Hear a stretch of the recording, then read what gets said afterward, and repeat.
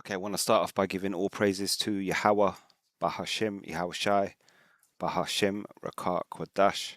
Double honors to the apostles and elders of Great Millstone, who teacheth the Bible in 100% truth. And shalom to the hopeful elect of the 12 tribes of Israel, especially the 144,000 who consist of the Negroes, Latinos, and Native Americans in the land of the Americas, as well as the speckled bird, the Israelite foreigners living amongst the other nations. Shalom to you. Okay, so yeah, it's been I don't even know, it's about 2 weeks since I at last managed to upload a video. I've said it before, said it many times. If I don't upload a video, then you know that something's up. You know, if a week goes by and something's up, I would get these scenarios constantly. And This time round, it pretty much boils down to um, I had a I had a problem. Basically, I was eating some food, eating crisps, you know, what you'd call chips, Lays, Walker's Lays. I think some countries they call them Lays. And lo and behold, one piece decided to cut into my gum as I bit down on it. A lot of pain. And then obviously being the mouth, you know, the mouth is what Esau classifies as the dirtiest place on your body because obviously so many germs through what you eat and so on and so forth. And then I caught an infection. So I've been, you know, I had to take flipping antibiotics. You know, I don't normally do that. Don't normally go to the doctor. I was doing my own things like, you know, home remedies. You can do turmeric with milk, for example, warm glass of milk, turmeric. That helps inflammation, so on and so forth. But then it just got so bad, then I had to, I quit. I called the flipping dentist. Cost me £65 just to tell me what I already know. Oh, you got an infection. You've cut. Oh, yeah, I know that. That's why I'm here. But then she gave me a prescription. I had to take that, so I'm currently taking that. Take and painkillers or ibuprofen for the inflammation. You know, Apostle Paul said, "Use this well, don't abuse it." You know, normally, you know, when I'm trying to keep myself healthy through winter, you know, you're better off with home herbal remedies, things that you can make at home with natural ingredients, and that will stop you getting colds and so on and so forth through the winter. But sometimes in this world, you do get into a scenario. You know, I've cut myself before with tools, you know, machinery, and then have to go to you know surgery. So you know what you're gonna do? Just sit there and pretend it doesn't exist. So you have to use it. It's Esau's world. We know, you know, pharmakia, so on and so forth. But it is what it is. So yeah, I couldn't really like, you know, my mouth was top, not my jaw, but the whatever they call it above the top row of gum line was swollen, and then obviously swelling inside my head basically. So like my face was hurting, my nose, my eye was all like painful. So you know, making a video was the last thing I could do really. But anyway, I'm here, and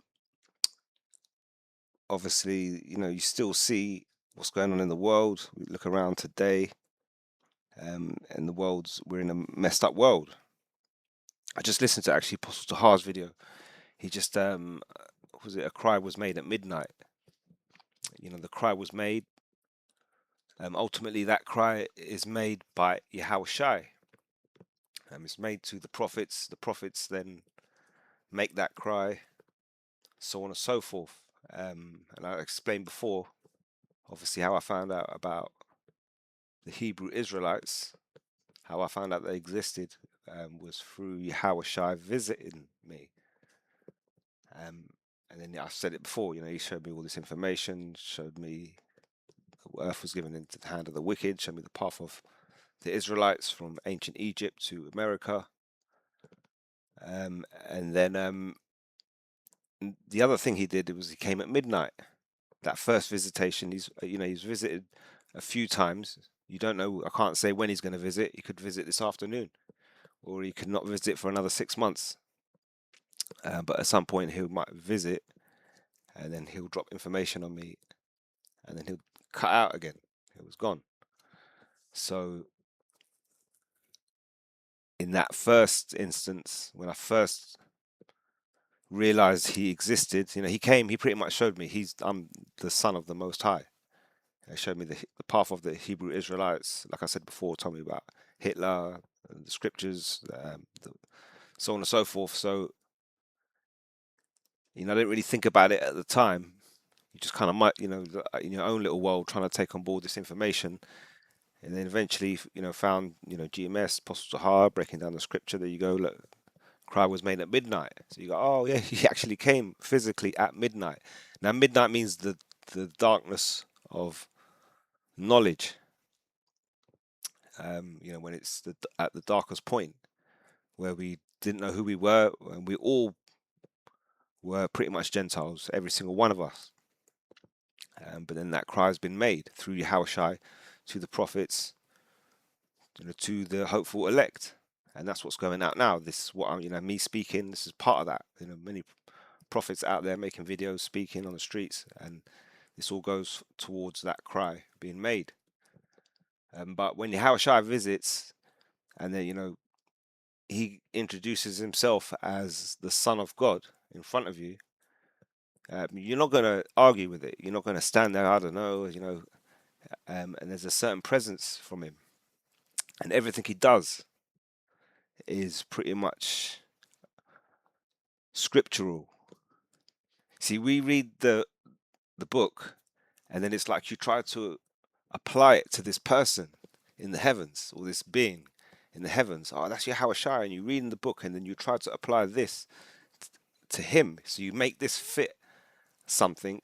The scriptures, when I say this, you make the scriptures fit something, and you get an idea of this person in the heavens, or this being. But that being doesn't have to like act that way to prove that he's that being. He just is that being.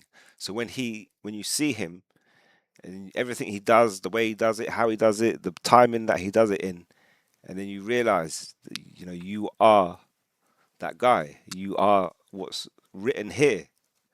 So then you start looking at what's written here, and you realize what's written here is really a pale comparison to who he actually is. Somebody's been described, but there's only so much you can do with words in a book. Obviously seeing is another thing. Seeing is believing, but obviously there's a difference to it. But at the minute, Yahushua, the Most High, visiting this planet Earth, about to bring judgment, and I've put it in here, for example. With division in the world today. You got to ignore me. I've taken medication, and I've got these pain relief. So I'm not right in the head. I'm a bit like I'm easily bumping into stuff. So I'm not really with it. That's why I didn't really make a video for the last few days. But I'm feeling a lot better today. But I'm not the sharpest in the box at the minute. So you got to bear with me. But anyway, division in the world today. Societal and geopolitical divisions are deepening globally, driven by international realignment and domestic culture wars. Geopolitical realignment, bloc division. So, the world, society, let me slow down and read it again. Societal. So, your everyday life, things, people that you meet, where you go, places that you go. Geopolitical. So, worldwide governments interacting with each other. This is divisions are deepening globally, driven by international realignment and domestic culture wars. And that's pretty much a great description of the state of the world today. It's not hard to find. You just type it in, division in the world. And then so it goes on to break it down, geopolitical realignment, bloc division. The world is increasingly the world divided between a maritime alliance of liberal democracies anchored by the US and liberal Eurasian bloc led by Russia and China. You got like Russia and China. You got these are superpowers, and there's a realignment going on in the world. Everybody can see it. It's based around the digital infrastructure. The world has to move forward, and new technology, the way things are going. There's this phrase in the world that people have, which is the way things are going. And who controls that? We know the banking elites push agendas, but there is a thing that the way things are going. And you look around, see digital infrastructure has been set up. It's been presented as easy to use. For example, less things to carry in your pocket. Documents, IDs, keys. It's a smarter way to live. They've even attached the word smart, to all this new technology. Smartphones, smart devices, smart this, smart that. Everything's apparently smart. So you got this thing pushing forward, and then obviously these countries then have to say, well, we got to keep up with it, otherwise we're going to fall behind. And then to do that, you got people like China, for example. They're mass producers of electronic gadgets. They make money out of selling them to places like America, so they've coming up as a superpower.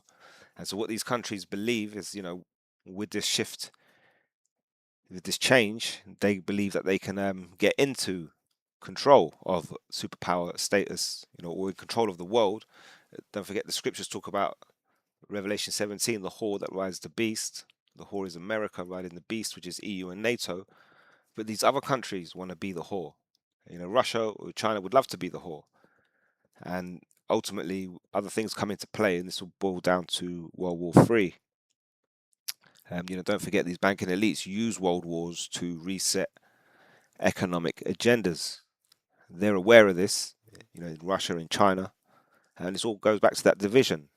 Public perception, populations with these spheres hold starkly inverse views of global powers. Meanwhile, structural iniquities persist between north-south divide in the world regarding wealth, industrial access, domestic polarization, societal tension. Surveys show over 3/4 of global populations feel that domestic societies are divided, with many reporting that tensions have worsened over the last decade. Because these are, Satan has his devices, and he's got them on overdrive at the minute. Between 2020 and 2030, he has his agenda, which he wants to push and make this change. Cultural wars. It says here in the UK, perceived divisions over climate change and political party friction have reached new heights, alongside growing nostalgia and debate over the pace of cultural shifts. Explore. Yeah, it goes on to something else. So, and they say the UK, I mean, even in America, there's perceived divisions over culture wars, because you've got Trump with ICE. So we need to get these people out and fix America, make it great. You've got certain people that back him. So there's obviously divisions there. So there's division all over the world. It's not hard to see. All you've got to do is just go on YouTube, look at anything. And then you've got Trump, so you've got the supposed most powerful man in the world. That's what they call the president of America. Not that he is, but Trump falls out with Bibi. Yes, Donald Trump and Benjamin Netanyahu have recently experienced a significant falling out. Their tensions primarily stem from the US push to end hostilities in the Middle East, with Trump publicly confirming that he berated Netanyahu on a call and called him effing crazy. Key points of the rift: the Iran deal. The tension peaks during the US negotiations to secure peace with Iran. Trump accused Netanyahu of trying to derail the deal and drag the US into a wider conflict. As Lebanon strikes, Trump publicly criticized Israel's military action in Lebanon, urging them to halt bombings in Beirut and questioning their civilian casualty rates. Foreign policy strategy. Sources indicate Trump has grown frustrated with what he views as Israeli delays, prompting his administration to pursue Middle East initiatives, such as broader normalization efforts without waiting for Netanyahu. While Netanyahu has publicly played down the feud by framing the disputes as standard tactical disagreements, US officials and political analysts have described their alliance as severely strained. You can read more about the fraying relationship on blah blah blah. So right at the top, there's division. So you go back to the scriptures, and this is exactly what Yahushua is bringing. And this is Yahushua, and what obviously what he says, it applies to today. It says, every kingdom divided itself against itself, brought to desolation, and every city or house divided against itself shall not stand. And if Satan cast out Satan, he is divided against himself. How shall then his kingdom stand? It says, and if I, Beelzebub, cast out devils, it says, by whom do your children cast them out? Therefore shall they be your judges. Because, they were referring, they're pretty much calling Yahushua a devil for casting out devils. And he's saying, well, if I'm a devil casting out devils, then who are your children? When they're casting out spirits, they must be the Son of God. So, you're then got a problem with me referring to myself as the Son of the Most High. But aren't you playing the part then of the Son of the Most High if I'm of the devil? That's a double checkmate. He gave them a double checkmate. He says, but if I cast out devils by the Spirit of the Most High, it says, the kingdom of the Most High is come unto you. It says, or else how can one enter into a strong man's house and spoil his goods except he first bind the strong man, and then we spoil his house? He that is not with me is against me, and he that gathereth not with me scattereth abroad. So if Satan cast out Satan, he's divided against himself. So, this thing with Trump and Bibi, you could say, sometimes like with these people, obviously it's all an act. That's why we keep speaking about the banking elites. They're the ones at the very top. They're the ones that put these people in charge of the jobs they do. Part of their job is to come out and speak, present propaganda. And we know that the propaganda is going to put us somewhere. It's going to put us in World War III. We know the banking elites want that to bring a change. We know scriptures are telling us of that. So whatever happens, you could say, like, for example, this is an act. They're not really against each other, and then they're just going to use, Bibi as the fall guy. If he does keep going, pushing forward, then America might say, well, look, we've told you to stop. Now we're coming in to stop. They might try and drag NATO with them and EU. Then it just could get into World War III from there, or it could just be, they could be planning it that way, or it could just turn out that way where they actually do fall out. But either way, there's the division. Yahushua says again in Luke 12, says, suppose ye that I have come to give peace on earth? He says, I tell you, nay, but rather division. See, they'll never teach you this in the Christian church. They'll teach you about Jesus, and Jesus can love. Jesus is coming to save you. And if they only speak of things to do, that are for your benefit. And then they'll say, don't do that because you'll go to hell. And hell is the one catchphrase they use to stop you doing bad things, or what they perceive as bad things. But what do they tell you about division? This is Yahushua speaking himself. What better, where else are you going to hear it from better than from himself to tell you what he brings? It says, I tell you, nay, but rather division. Don't forget that the world is divided right now on every aspect. It says, the father shall be divided against the son. It says, the son against the father, the mother against the daughter. It says, the daughter against the mother, and the mother against the mother-in-law against her daughter-in-law. It says, the daughter-in-law against her mother-in-law. So Yahushua is bringing division, and this is that time now. You read in Second Ezra's, like, for example, about sedition amongst men, a visitation from the Most High, visiting for the iniquities, to judge the whole world, and we're in that time. I keep telling you that the banking elites are the Edomites are the sword of the Most High, and at the top of that, you have the banking elites. The banking elites are bringing forth these genders, and they're the ones that ultimately put these people into place. These presidential leaders. So they got this falling out, this division. This could be true division. Real hate between them, and it will lead us to World War Three, or it could be an act. They could just be using one guy's. You got like good cop, bad cop. So you got a good cop, he'll butter you up, and then you got the bad cop who do the nasty work. Bibi Netanyahu don't look like he's got any problem doing the nasty work. Trump has to appease the people in the West while he's doing his madness. He's done a lot of madness so far. So he's kind of buying himself credit by saying, oh, we need to stop this. Obviously, he's got egg on his face. He's supposed to go there for a quick 2 week expedition. Turned out to be, what, 3 or 4 months or whatever. But ultimately, we're still heading towards World War Three. So a lot of people, things come in contractions. So, you have calm before a storm. So you may look at it and go, well, this seems like it's going to calm down if Trump's falling out. Now the whole world's going to be against these small hats, but these small hats are the ones that are going to draw out all nations into the Third World War. That's why I say this falling out could then be, for real, because you've got Jeremiah 49, Jeremiah 50 talks about the least of the flock drawing others out. So it could be through them falling out with America then having to use a heavy hand to really stop them. Other nations going in, but then somewhere along the line, things, EU has to fall out with America.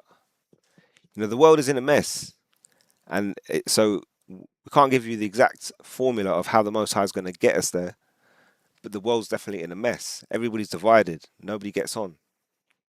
Who brings division? Yahweh Shai. What did he tell us? He says, if Satan cast out Satan, then how can his kingdom stand? So they've got big problems. They've got big problems. Luke 12 is also repeated here in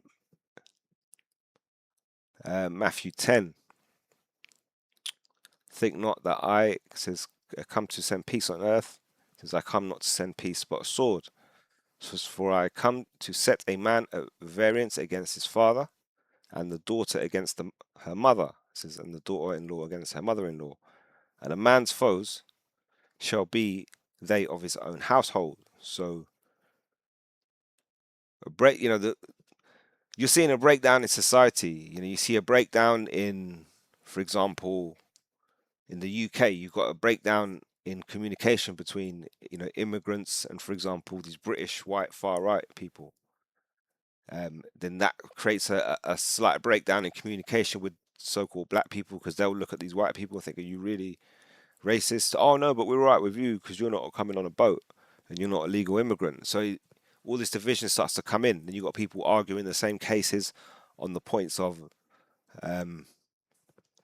conservative and Labour, like political party level arguments. So they'll look at the people that are looking at the skin color, going, "Well, you're thick. You're like a caveman. That's why you're looking at skin color to judge the argument." So it just all becomes division. But that division is going to get right down into your household. And don't forget the scriptures talk about saving, working out your own salvation. It says, "He that loveth father or mother more than me is not worthy of me, and he that loveth son or daughter more than me is not worthy of me." And it says, I'll finish it. It says, "He that taketh not his cross and followeth after me is not worthy of me. He that findeth his life shall lose it, and he that lose his life for my sake shall find it." You think about that line there. He that loveth his father or mother more than me is not worthy of me. And then some people will look at that and they'll say, "Whoa, that's a bit harsh." But what it is, it goes back to who this actually is. Like I said, this is written. You're reading things to put a picture of this person, and the more you can understand, the more clearer you see the person. But behind all that, there is, well, I keep saying person, like a being. Behind all that, there is a being, and that being is Yahweh Shai. And so he's these words, but times 1,000. So when you see him, you don't say, "Oh, but are you really the Most High Son?" Everything about him emanates the fact that I, I'm your higher power, sent obviously by the Father. So then you get You know, when Yahushua visited me the first time, you don't think, ah, but let me just call my wife, or let me just call this person, or my mum, or whatever. You He has this way of, he appears and then he has this presence about him, and that presence, you know, your spirit automatically is in subjection to his spirit. Like you don't, like again, scriptures talk about, you know, that they'll be scared to fight when, you know, come World War III. You know, these chariots will be in the sky. You have these fighter jets, you know, Esau, Edom, these fighter jets, and it's the scriptures talk about them being scared. They'll be scared to fight because they know they're going to get destroyed. But what it is, the Most High has to put a spirit on them to fight back, just to make a game of it. Because you're, especially when Yahushua appears, you know, you're in front of the being that created everything, even you, every little bone. He knows you better than you know yourself. He knows every part of you. So when you just coming into contact with him, um, there's like an overriding power that you just are automatically in subjection. You know, nobody's going to buck up against him, basically, when you just can't. It's very hard to explain, but it's just a very powerful radiating energy coming from this being, and you are, it just forces you to be in subjection to him, and that's without even any words being said. And that was made at midnight. He came at midnight, and he appeared, and he did that. So, you know, it made me think, because people, you know, like stupid people, they'll look at that and go, he loves his father or mother more than me, is not worthy of me. And then they'll go, no. And then it's like they'll be dramatic with it. You know how Jake is, they're stupid. They'll be dramatic with it. And then they'll say, what are you saying? I've got to hate my mother and I don't love you anymore. Leave me alone. I'm just dealing with your how shy. No, it doesn't mean that. You know, you're still supposed to respect your parents, but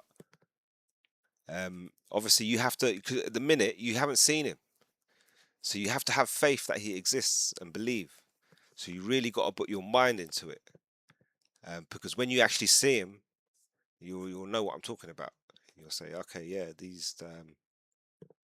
you know, he can create you 10 mothers. You are worried about your mother. He'll make you 10 more and make them just reappear like that. That's how powerful he is. So you know, sit there worrying about your mum. You just sit there thinking, wow, you know, am I worthy to be here in front of you? Like you just feel so small, little. You just like, he could just crush me right now. And there's nothing you can no, you can't complain to anybody. You're not even, you know, if Yahushua came and personally crushed you to death, you couldn't even go to the heaven and complain about it. They'd be like, what are you complaining about? We did that to you directly on purpose for whatever reason. So anyway, I know I'm rambling on a bit, but I just wanted to get a video made because it's, like I say, it's been a hot minute, and I'm not really, like I said, I'm not really with it, but I'm trying to break something down. I read some scriptures, so there you go. I hope it made sense. I hope it was edifying. Until next time, all praises to Yahweh, Bahashem Yahushai, Bahashem Rakak Wadash. Until next time, Shalom.